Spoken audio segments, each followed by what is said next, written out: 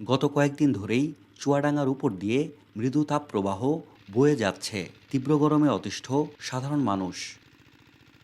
আজ বৃহস্পতিবার দুপুর ৩টায় এ জেলায় সর্বোচ্চ তাপমাত্রা রেকর্ড করা হয়েছে ৩৭.৫ ডিগ্রি সেলসিয়াস।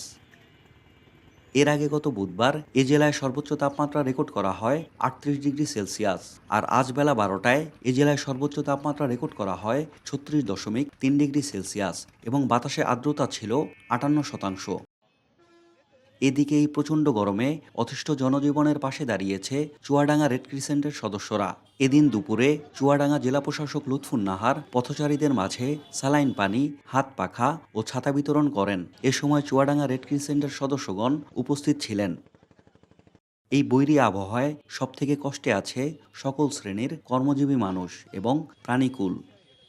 চুয়াডাঙ্গা প্রথম শ্রেণীর আবহাওয়া পর্যবেক্ষণাগারের ভারপ্রাপ্ত কর্মকর্তা জামিনুর রহমান জানান, আবহাওয়া দপ্তরের পূর্বাভাস অনুযায়ী আগামী ৫ জুন থেকে এ জেলায় তাপমাত্রা কমতে পারে।